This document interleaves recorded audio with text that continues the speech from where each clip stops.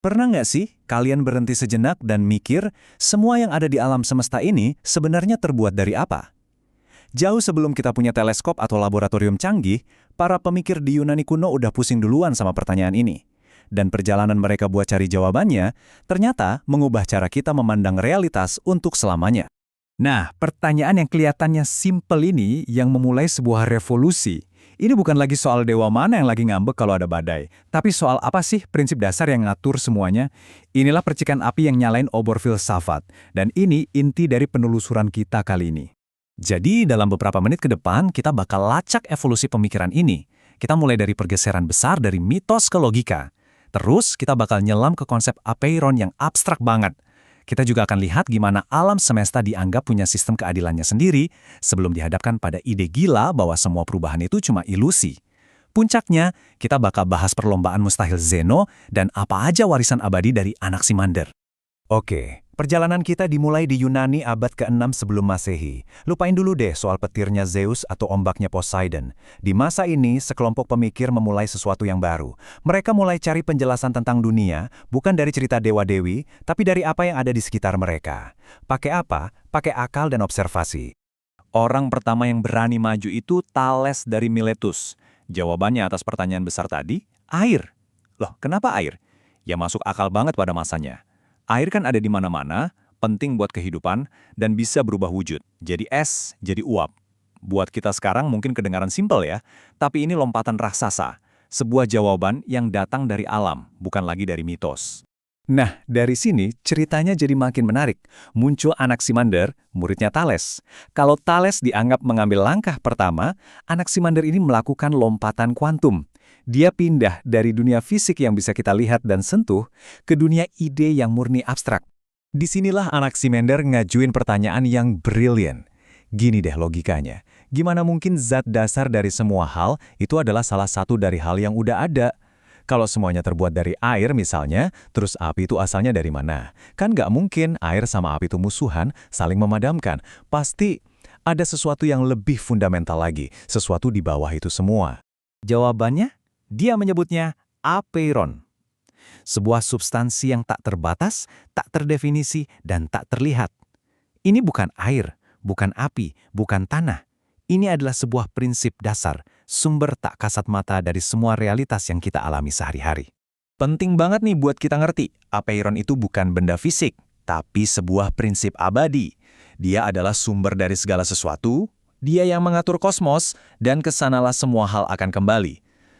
Untuk sebuah pemikiran yang muncul 2500 tahun yang lalu, konsep ini benar-benar, wow, revolusioner.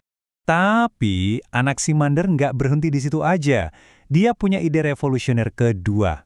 Alam semesta itu bukan sekedar kumpulan zat, tapi sebuah sistem yang bisa mengatur dirinya sendiri, yang berjalan berdasarkan sebuah hukum universal. Dia nyebutnya keadilan kosmik. Gini cara kerjanya. Dari apeiron muncullah hal-hal yang berlawanan. Panas dan dingin, basah dan kering. Nah, ketika salah satu elemen ini mendominasi, misalnya panas waktu musim panas, itu menciptakan semacam ketidakadilan kosmik. Alam semesta kemudian secara otomatis mengoreksi dirinya sendiri, menyeimbangkannya dengan dominasi dingin di musim dingin. Sebuah siklus keseimbangan yang nggak pernah berhenti. Prinsip keseimbangan ini ada di mana-mana. Contoh sederhananya, di mana ada api, pada akhirnya pasti ada abu. Panas menyeimbangkan dirinya menjadi dingin. Ini cara berpikir yang luar biasa modern loh. Alam semesta bukan lagi panggung para dewa yang seenaknya, tapi sebuah sistem yang harmonis dan teratur. Tapi, ya namanya juga dunia filsafat, nggak semua orang setuju dengan konsep alam semesta yang dinamis ala Anaximander. Sebuah masa pemikiran saingan, kaum Elea, muncul dengan pantangan yang sangat-sangat radikal. Argumen mereka ini benar-benar bikin kaget. Menurut mereka, indera kita itu penipu. Semua perubahan, semua gerakan, semua keragaman yang kita lihat setiap hari, kata mereka, itu semua cuma ilusi. Realitas yang sejati itu cuma ada satu, tunggal, abadi, dan sama sekali nggak pernah berubah. Loh, kok bisa? Jadi begini, bagi kaum Elea, logika murni itu adalah raja. Kalau apa yang kita lihat atau rasakan itu bertentangan dengan kesimpulan logis, ya berarti indera kita yang salah, bukan logikanya. Dan untuk membuktikan hal ini, mereka punya senjata pamungkas yang sangat tajam. Salah satu murid Parmenides, namanya Zeno, menciptakan serangkaian teka-teki logika yang brilian. Kita kenal sekarang sebagai paradoks. Tujuannya cuma satu, untuk nunjukin betapa mustahilnya konsep gerakan kalau kita pakai kacamata logika murni. Coba kita bayangin perlombaan ini. Ada Achilles, pahlawan pelari tercepat, melawan kura-kura yang super lambat. Kedengerannya gampang banget buat Achilles, kan? Oke, biar adil, Achilles ngasih kura-kura start di depan. Nah, secara logika, untuk bisa menyalip si kura-kura, Achilles harus lari dulu dong ke titik tempat kura-kura itu mulai, bener kan? Tapi, nah disinilah letak masalahnya. Selama waktu yang dibutuhkan Achilles untuk sampai ke titik start kura-kura tadi, si kura-kura kan juga jalan, walaupun pelan. Dia udah maju dikit, menciptakan celah baru yang lebih kecil. Sekarang, tugas Achilles adalah menutup celah baru itu. Dan proses ini berulang terus tanpa henti. Setiap kali Achilles sampai di posisi kura-kura sebelumnya, kura-kura itu udah maju lagi, bikin celah baru lagi. Secara logika, Achilles harus melewati jumlah celah yang tak terhingga. Jadi, gimana caranya dia bisa benar-benar nyusul? Menurut logika Zeno, yang nggak akan pernah bisa, gerakan itu ilusi. Paradoks Zeno ini benar-benar bikin pusing para pemikir selama ribuan tahun. Tapi, ayo kita balik lagi ke Anaximander, karena warisan pemikirannya juga nggak kalah dalamnya dan bertahan lama. Coba lihat deh, pemikiran Anaximander itu benar-benar jauh melampaui zamannya. Konsep apironnya bisa dibilang adalah teori ilmiah abstrak pertama. Ide keadilan kosmiknya jadi cikal bakal konsep hukum alam di fisika modern.